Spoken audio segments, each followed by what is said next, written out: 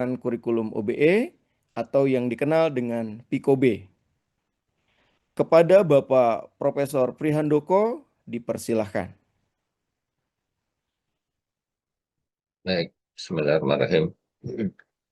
Assalamualaikum warahmatullahi wabarakatuh. Waalaikumsalam warahmatullahi Waalaikumsalam Selamat warahmatullahi pagi, wabarakatuh.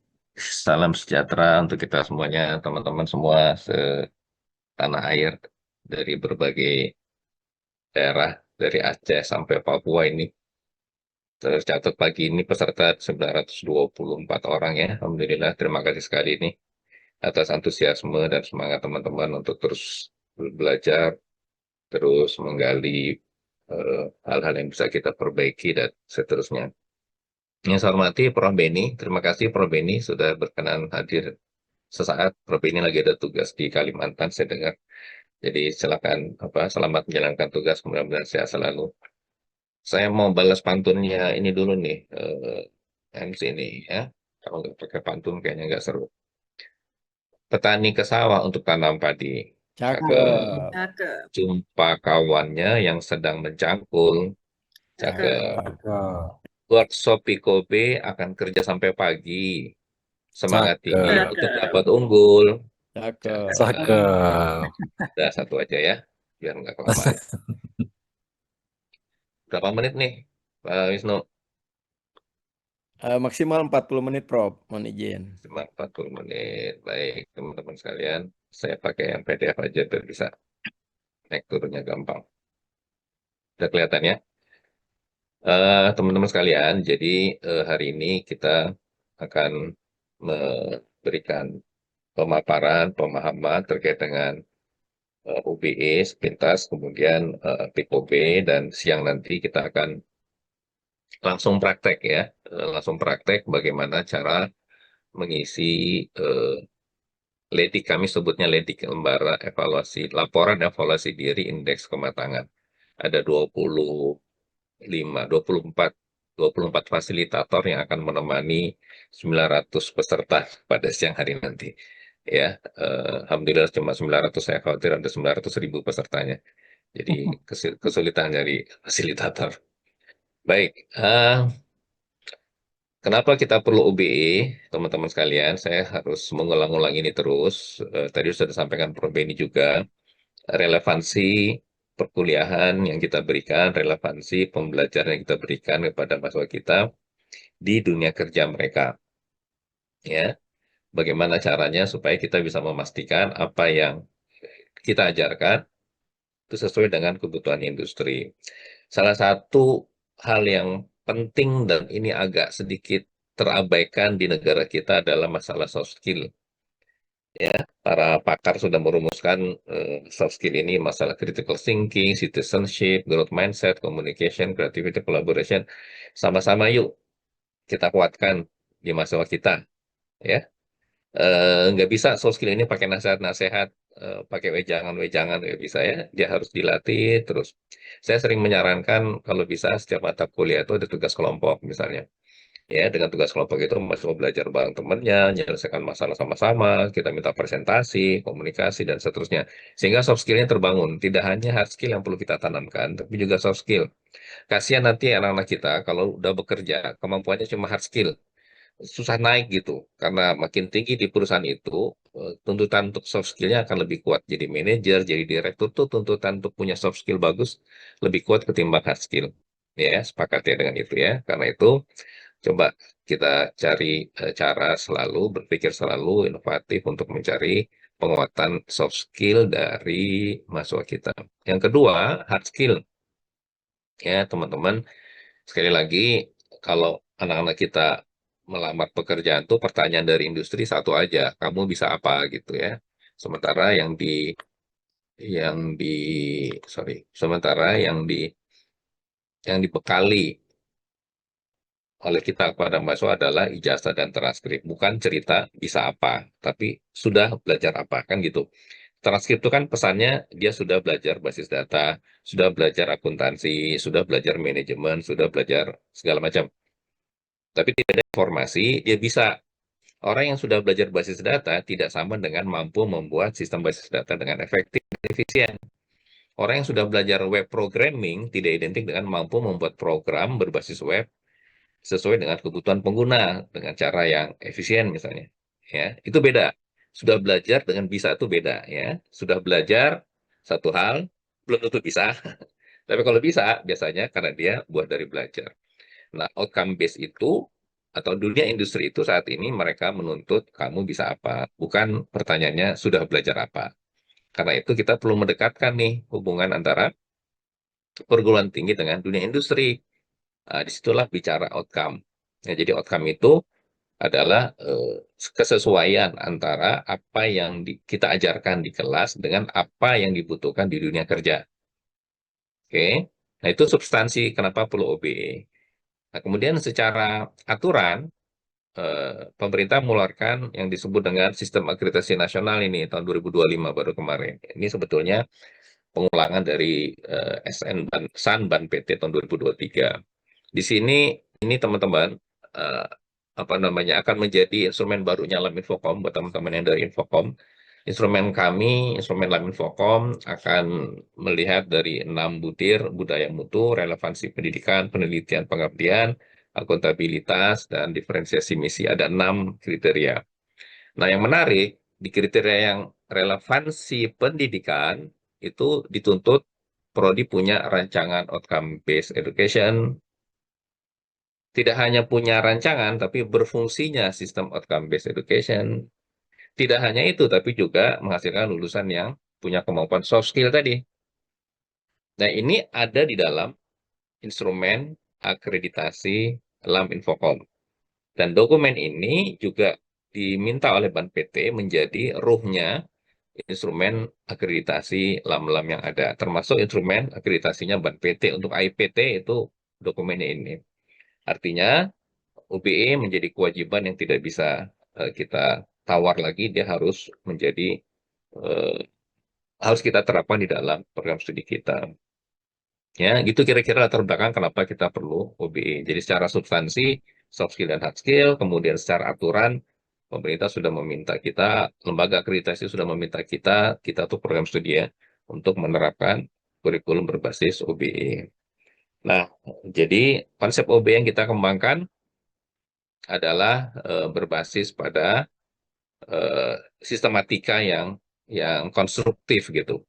Kalau kita lihat definisinya, OB itu ada kejelasan fokus. Mau bikin apa? Mau mencetak mahasiswa bisa apa, bisa apa, bisa apa, gitu ya. Dan ada 3 komponen utama di dalam OBE. Pertama, base kurikulum, dokumennya, dokumennya, dokumen kurikulumnya. Yang kedua, outcome based learning and teaching, proses belajarnya di kelasnya. Proses pembelajarannya tadi yang paling utama mindsetnya bukan hanya sekedar ngasih materi tapi mencetak mahasiswa supaya bisa sesuatu gitu. Yang ketiga assessment dan evaluation ini yang agak unik di UBE. Cara assessment, cara evaluasi itu berbeda dengan apa yang selama ini kita kita jalankan ya. Jadi ada 3 komponen besar di dalam UBE, kurikulumnya, proses pembelajarannya, dan proses assessment-nya ya, UBC, UBLT, UBAE. Nah, UBE juga memenuhi kaidah PDCA, teman-teman sekalian, Plan, Do, Check, Act. Plan itu adalah dokumennya, Do itu adalah pembelajarannya, Check ini adalah assessment-nya di 3 level, kemudian improvement-nya, Act-nya adalah improvement. Setelah satu siklus berjalan, dia akan meningkatkan mutunya melalui proses improvement, yang itu akan menghasilkan dokumen kurikulum yang baru. Nah, secara framework, nah ini yang mohon kita sama-sama pahami, Bapak Ibu, OBE itu ada 2 hal. Yang pertama framework-nya atau kerangkanya, konstruksinya, modelnya, bangunannya, itulah kira-kira. Ya, ini sebaiknya dalam satu perguruan tinggi punya framework yang sama, punya model yang sama, punya bangunan yang sama, supaya nanti ketika bikin sistem, bikin aplikasi, antar prodi yang satu dengan prodi yang lain tuh bisa kompak gitu, satu kali input, nah, hasilnya sama, sama-sama UBE. Ya, jadi konstruksi sebaiknya sama dalam satu perguruan tinggi. Itu hal yang pertama. Yang kedua substansi, isi isi dari framework ini ya sesuai dengan bidang ilmu masing-masing, sesuai dengan bidang ilmu akuntansi, manajemen, psikologi, fisika, ya, dan pendidikan dan seterusnya. Isinya sesuai dengan tuntutan dari masing-masing program studi. Tapi konstruksinya, bangunannya, framework-nya sebaiknya sama untuk satu perguruan tinggi. Ya, nah, eh, kami menggunakan framework dengan pendekatan ini. Jadi dalam merumuskan, pertama kita rumuskan outcome-nya, memperhatikan visi misi dan memperhatikan input dan feedback dari berbagai pihak. Kita turunkan ke profil lulusan kita turunkan ke CPL kita turunkan ke CPMK. Jadi dari CPL ke CPMK dulu ya teman-teman ya. Ini yang di beberapa kesempatan saya suka menemukan dari CPL itu ke mata kuliah dulu baru ke CPMK. Nah, ini yang sebaiknya dari CPL ke CPMK dulu, baru kemudian kita buat RPS-nya. Jadi RPS itu adalah hasil dari konstruksi yang kita bangun di yang sebelah kiri outcome itu. Visi misinya kita perhatikan, profil lulusannya, CPL, CPMK. Barulah kita buat RPS-nya di sini, ini RPS.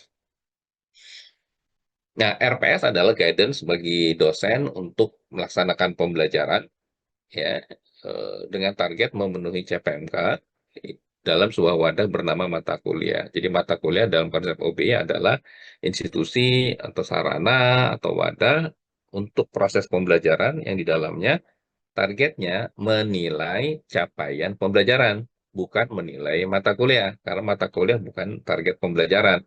Target pembelajaran itu ada di capaian pembelajaran. Dalam hal ini CPMK atau capaian pembelajaran mata kuliah. Sehingga asesmen yang kita lakukan adalah asesmen di tingkat mata kuliah, mengukur ketercapaian CPMK, ya. Asesmen di tingkat program studi, mengukur ketercapaian CPL. Asesmen di tingkat institusi, mengukur kesesuaian profil lulusan dengan lulusannya. Kesesuaian lulusan dengan profil lulusan. Ya, jadi ada tiga institusi di dalam OB itu. Nanti di dalam asesmen nanti saya sampaikan lagi sebentar. Assessment, program assessment, institutional assessment, ini mengukur CPMK, CPL, profil lulusan di kelas, mata kuliah, di program studi, di institusi. Begitu ya. Jadi ada 3 level konstruksi OBE yang dalam hal assessment dan evaluasi yang kita lakukan. Nah, kami di Aptikom mengembangkan model kurikulum OBE dengan pendekatan tabel-tabel supaya mudah untuk kita pahami dan kita eksekusi begitu. Jadi mulai dari tabel 1 profil lulusan, kemudian CPL ke bahan kajian, kemudian mulai mata kuliahnya masuk, CPMK dan asesmen pembelajarannya. Gitu ya. Nah, ini 20 tabel ini menjadi model yang dikembangkan di Aptikom. Berharap kampus-kampus bisa menggunakan model ini supaya kita bisa secara sistematis begitu merumuskan konstruksi OBE-nya dan secara sistematis pula kita akan melakukan proses pengukuran. Ya, nah proses pengukurannya ada tiga loop, kami menyebutnya 3 loop. Ya, loop 1 seperti saya bilang tadi, loop 1 ini mengukur CPMK, mengukur ketercapaian CPMK di level mata kuliah dinilai oleh dosen, kemudian dianalisis oleh dosen, dan dilakukan peningkatan mutu, Continuous Quality Improvement, CQI. Ini level mata kuliah. Sekali lagi, mata kuliah adalah wadah tadi. Wadah yang paling detail dalam konteks sebagai institusi itu adalah mata kuliah. Di dalamnya CPMK, ya, yang diukur oleh dosen. Dinilai, dianalisis, CPMK mana pencapaiannya berapa, CPMK yang mana pencapaiannya berapa, dan seterusnya. Kemudian ada rekomendasi, ada saran, ada masukan. Itu di loop 1. Kemudian naik ke loop 2, ini pindah ke institusi berikutnya, yaitu program studi. Di program studi, targetnya adalah mengukur ketercapaian CPL, keterpenuhan CPL, yang dia berasal dari ketercapaian CPMK sebelumnya.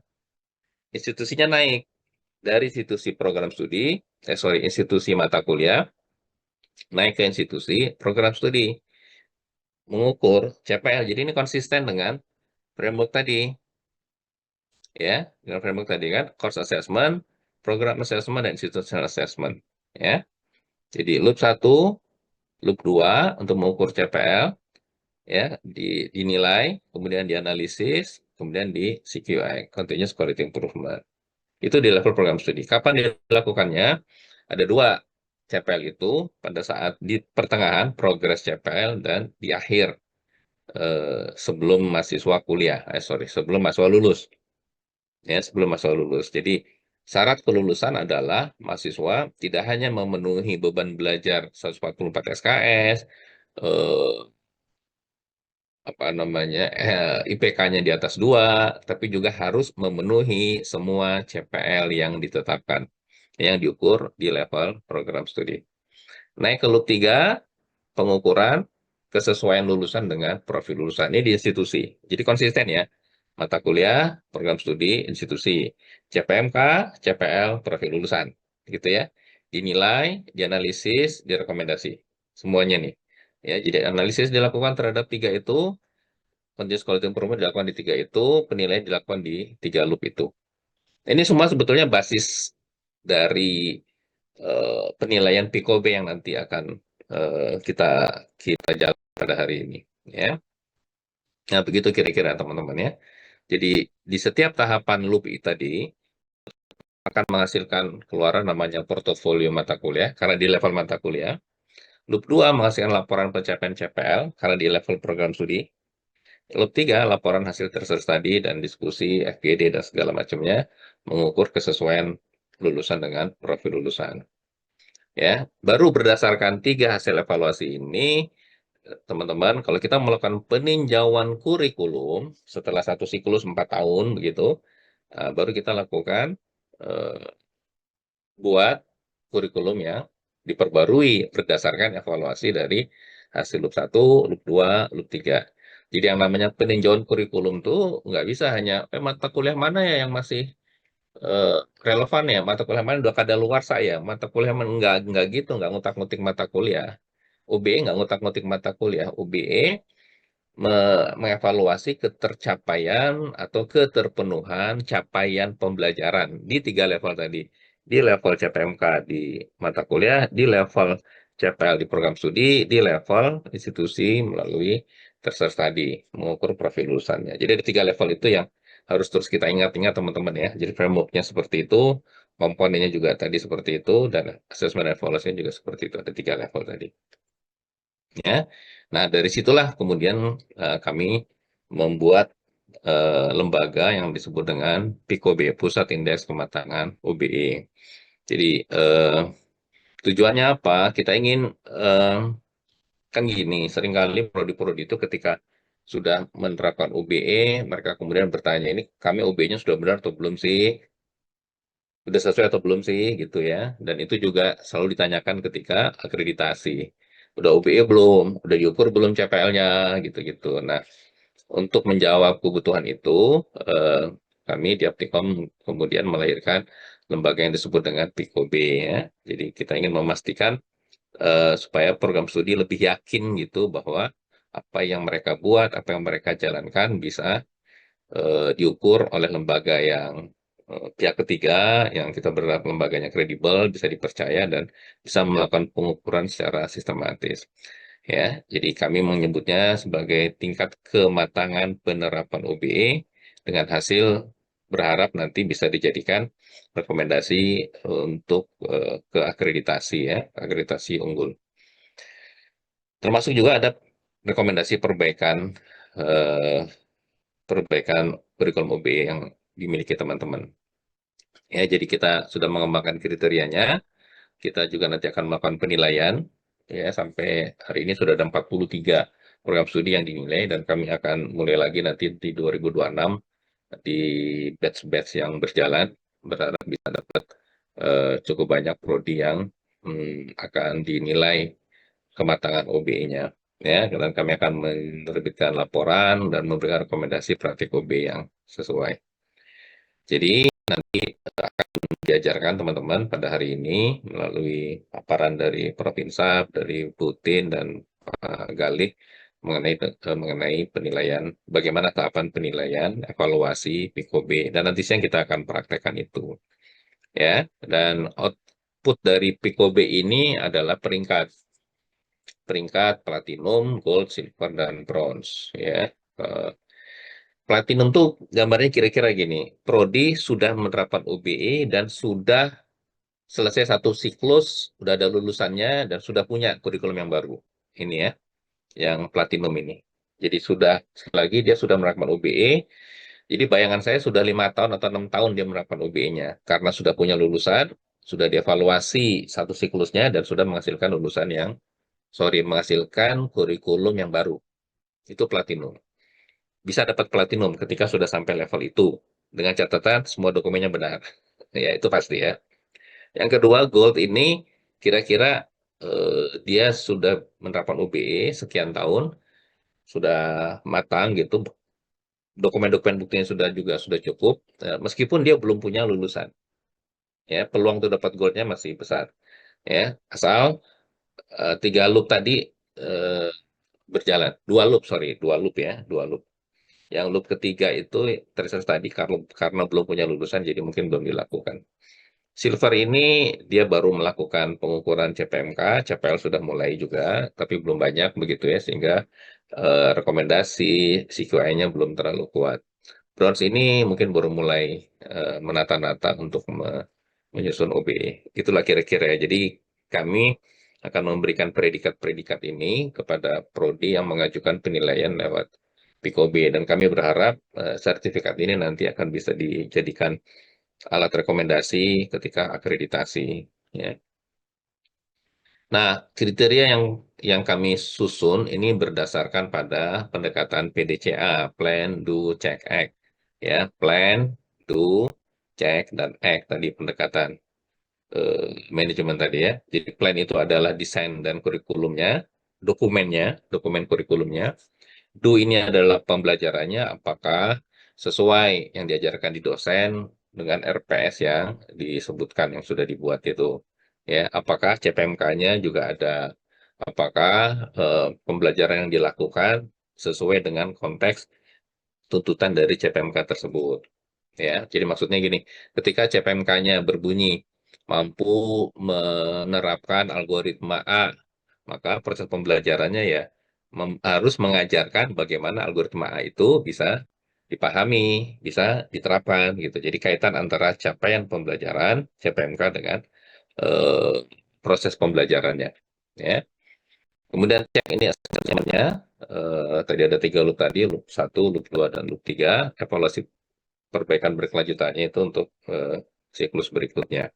Ini yang kami ambil pendekatannya, jadi mulai plan, kami akan melihat Bapak Ibu konstruksi kurikulumnya, konstruksinya, frameworknya, mulai dari rumusan profil lulusannya seperti apa, CPL-nya udah ada belum, terus gimana kaitan CPL dengan PL-nya udah ada belum, CPL itu harus turun dari PL ya, tadi ingat framework tadi. Jadi Bapak Ibu nggak bisa nyusun CPL yang tidak ada kaitan dengan profil lulusan, dia harus ada kaitannya. Ya, dan bisa mengambil sumber-sumber dari SKKNI, dari peta okupasi, ya, dari sumber-sumber yang lain, dari sumber yang ada. Kemudian kita rumuskan bahan kajiannya, rumuskan CPMK-nya, ya, struktur mata kuliah dan asesmen pembelajaran. Jadi intinya di bagian plan ini kami akan melihat apakah konstruksi OBE yang dimiliki oleh program studi sudah sesuai atau tidak. Definisi sesuai itu tidak harus modelnya pakai model Opticom, teman-teman.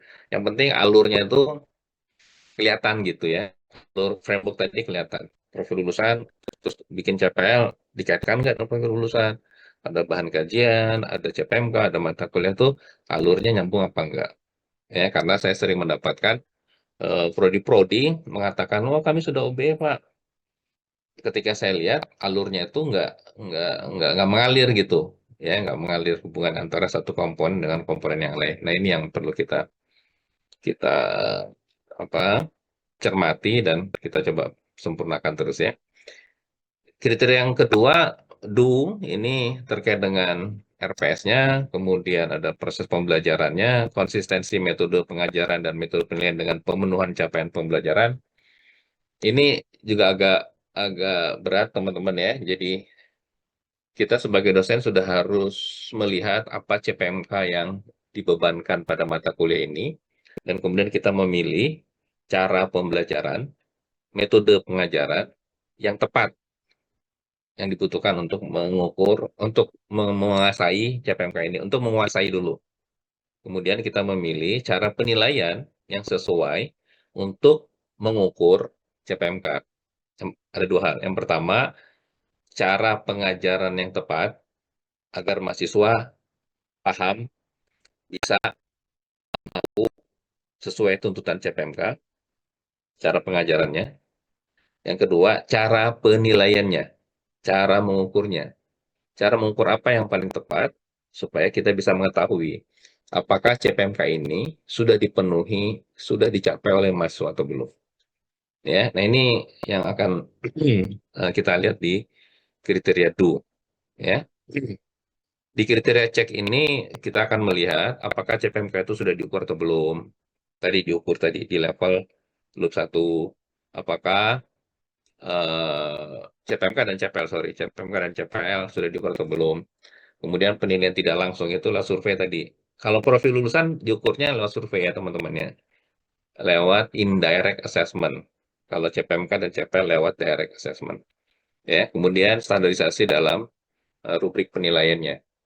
Di setiap CPMK itu harusnya ada rubrik yang digunakan untuk panduan dosen ketika memberikan penilaian kepada mahasiswa. Ya.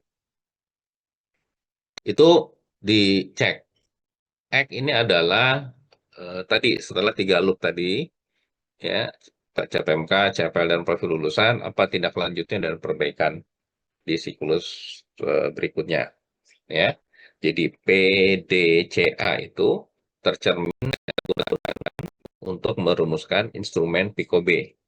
Dan itu cerminan dari framework, cerminan dari pola atau model assessment, cerminan dari pendekatan mutu, PDCA, Plan, Do, Check, Act, ya, pendekatan mutu, manajemen mutu. Itu kita ambil kerangka-kerangka itu untuk kami membangun instrumen. Ya. Nah, instrumen yang Bapak Ibu harus isi ketika ikut PICO-B, kami menyebutnya dengan LEDIC. Kalau Laminfocom itu namanya LED kan, dan PT namanya LED. Ini kita tambahan DIK, ya, LEDIC, laporan evaluasi diri, indeks kematangan, gitu ya. Basisnya sekali lagi PDCA, mulai dari buku kurikulumnya. Jadi tolong teman-teman nanti lihat lagi buku kurikulumnya sudah OB atau belum, begitu. Apakah pembelajarannya sudah benar atau belum? Benar tuh maksudnya sudah OB atau belum? Cara ngukur yang paling sederhana adalah apakah dosen sudah menilai di CPMK atau masih menilai mata kuliah. Ya, kalau BE harusnya dia sudah menilai di CPMK. Ya, jadi yang dikasih nilai itu CPMK-nya, bukan mata kuliahnya. Itu kalau ukur yang paling mudah. Kemudian bagaimana asesmen dan evaluasinya? Ya, di bagian PDC-nya tadi, ceknya. Kemudian bagaimana tindak lanjutnya. Nah, kita ambil data-data itu semuanya, laporan evaluasi diri. Ya, begitu. Jadi pertanyaan-pertanyaannya ada 22 butir saja, teman-teman sekalian. Nanti siang akan diajarkan oleh para fasilitator. Nih, terima kasih ya teman-teman fasilitator dari berbagai kampus di Indonesia Raya ini, teman-teman fasilitator ya, yang akan mengajarkan para peserta bagaimana menyusun kalimat untuk menjawab pertanyaan. Ya, contoh misalnya di bagian plan ini, pertanyaan nomor 1, berdasarkan tabel 1, jelaskan profil lulusan yang ditetapkan oleh program. Tabel 1 itu apa? Nanti teman-teman mudah-mudahan sudah mendownload itunya ya, mengunduh lediknya ya, udah di-share di grup peserta. Ya, kita minta peserta mengisi 20 tabel, tabel 1, 2, 3, 4, dan seterusnya sampai 12. Tidak harus hari ini. Ya, mengisi tabel-tabel itu, kemudian tabel-tabel itu dinarasikan sesuai dengan pertanyaan yang ada di ledik ini. Ya, jadi kami menggunakan satu file Excel itu. Di situ ada cover, ada glossary, ada kriteria, jadi teman-teman kuncinya udah kita kasih kunci-kuncinya. Ada pertanyaannya, ada kuncinya. Wah, kan kurang apa lagi? Ada kuncinya, ada bobot-bobotnya juga, ya. Kemudian ada rekomendasi nanti untuk diisi oleh evaluator dan ada tabel-tabel, 12 tabel yang digunakan untuk menunjukkan konstruksi atau model OBI-nya. Nah, berdasarkan tabel-tabel itu, teman-teman nanti ceritakanlah, narasikanlah di dalam eh, sheet kriteria evaluasi. Yang pertanyaan ini saya tayangkan ini. Ya, jadi contoh nomor 1 misalnya berdasarkan tabel 1 itu apa? Tabel 1 ini profil lulusan. Ya, berdasarkan tabel 1 profil lulusan, jelaskan profil lulusan ditetapkan oleh prodi. Ya, profil lulusannya apa saja? Jelaskan. Dalam proses penetapan profil lulusan, jelaskan adanya keterlibatan pemangku kepentingan, kebutuhan dunia kerja, perkembangan ilmu pengetahuan teknologi dan seni. Teks itu ilmu pengetahuan teknologi dan seni, ya. Dan university value, jelaskan proses yang dilakukan. Nah, Bapak Ibu, cerita nanti nih teman-teman, cerita. Pada waktu dulu tuh nyusun kurikulum, yang di dalam kurikulum itu ada profil lulusannya, itu forumnya apa? FGD misalnya, ya. Mengundang pemangku kepentingan dari industri, dari asosiasi, dari pakar gitu, sama-sama merumuskan profil lulusan yang akan ditetapkan menjadi target yang harus dimiliki oleh semua lulusan kita. Ya, jadi profil lulusan itu sederet atribut yang dimiliki oleh lulusan. Ya, kemampuan apa, misalnya kemampuan analisis, kemampuan desain, kemampuan leadership, kemampuan komunikasi, itu profil lulusan yang harus kita rumuskan teman-teman sekalian. Ya, dibuat dalam kalimat-kalimat supaya jelas dan bisa mudah dimaknai dipahami oleh dosen dan dipahami juga oleh mahasiswa. Ya, dan jelaskan ini ke- siapa aja pemangku kepentingan dilibatkan, kebutuhan dunia kerja seperti apa, perkembangan iptek seperti apa, jelaskan. Karena penjelasan itu akan menguatkan alasan kenapa prodi memilih profil lulusan ini dan ini gitu. Harus ada dasarnya, bukan sekedar eh, menetapkan sesuatu yang tidak ada dasarnya, ya. Jadi kita biasakan, kita punya dasar untuk menetapkan profil lulusannya seperti apa. Begitu. Jadi kemudian tabel apa, kriteria 2 apa, sorry, butir 2 ini tentang rumusan CPL, tabel 3 ini tentang bagaimana CPL ditetapkan, tabel 4 ini tentang bahan kajian atau body of knowledge gitu. Ya, ini masih plan, kita masih ingin memotret eh, dokumen kurikulumnya. Ya, dokumen kurikulum yang dimiliki teman-teman seperti apa. Plan ini 12 pertanyaan kalau nggak salah, ya. Ini 5, 6, 7, 8. Jadi CPL, hubungan CPL, bahan kajian dan mata kuliah, ini bahan kajiannya, kemudian bobot SKS dan semesternya, kemudian peta pemenuhan CPL dalam rentang waktu studi yang ditetapkan, berapa semester, kalau S1 8 semester, D3 6 semester, S2 4 semester gitu, ya.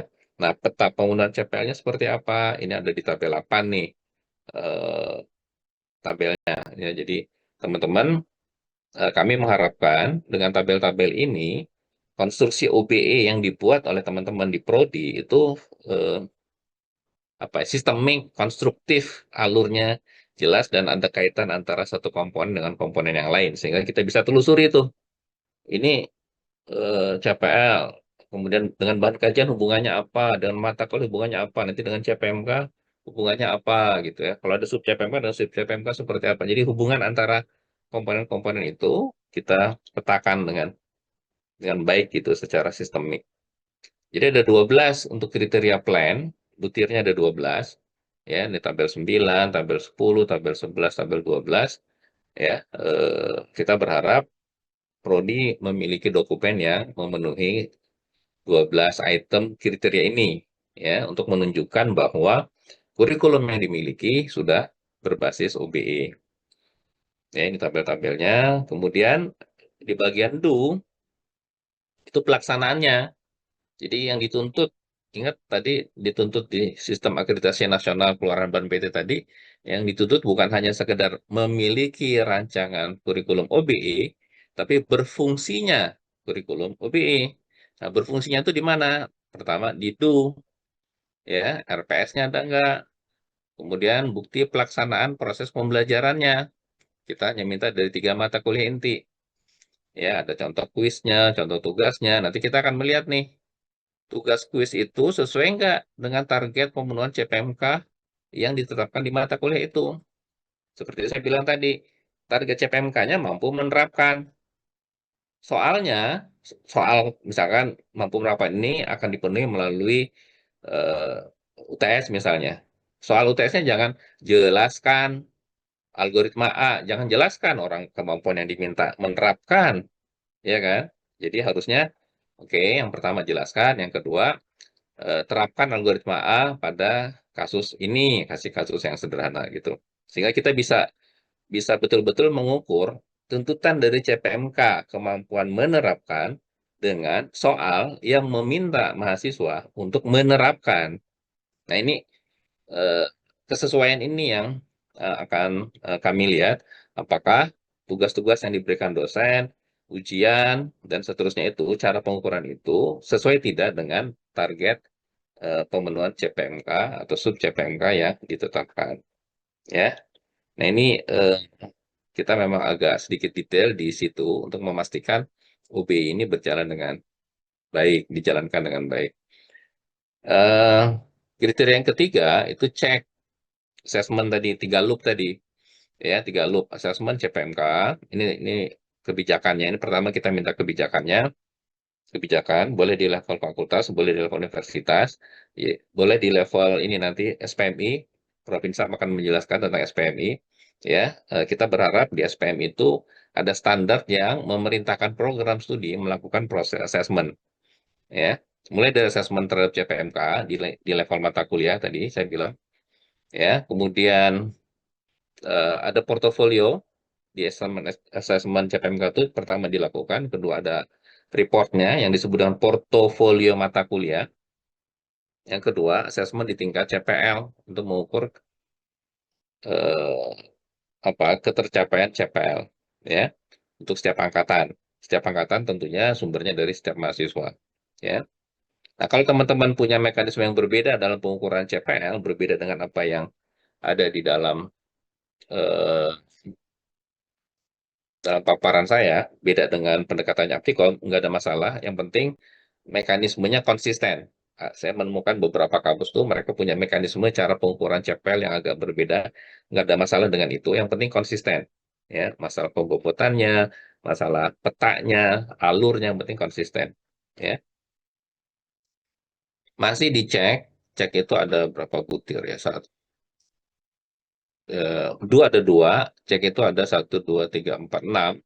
Cek itu ada 6 butir, ya. Cek itu ada 6 butir, asesmen CPL sampai asesmen profil lulusan, ya. Asesmen profil lulusan ini sebetulnya antara dicek dengan yang diek ya. Ini di dua ini, tapi kami sementara meletakkannya dicek karena untuk memenuhi 3 loop tadi. Loop 1, loop 2, loop 3, walaupun nanti laporan dari profil lulusan ini akan digunakan di ek. Sebenarnya bukan laporan hanya profil lulusan ya, tapi laporan dari 1, loop 2, loop 3 akan digunakan di ek tadi ya. Jadi ada 6 butir di bagian cek, ya, asesmen CPMK di loop 1, loop 2 asesmen CPL, loop 3 di asesmen profil lulusan, ya. Yang ek cuma ada 2 butir, teman-teman, ya, tentang peninjauan dan pemutahiran kurikulum, ya. Ada analisis dan evaluasi CPL dan PL yang sebelumnya untuk perbaikan berkelanjutan, dan ada bukti tindak lanjut hasil peninjauan dan pemutahiran kurikulum itu. Nah, begitu kira-kira ya. Jadi instrumen sorry. Instrumen Pico B itu ada 22 butir, ya, ada 22 butir instrumen ini terkelompok ke dalam plan, do, check, dan act gitu teman-teman. Cuma ada 22 butir, jangan khawatir.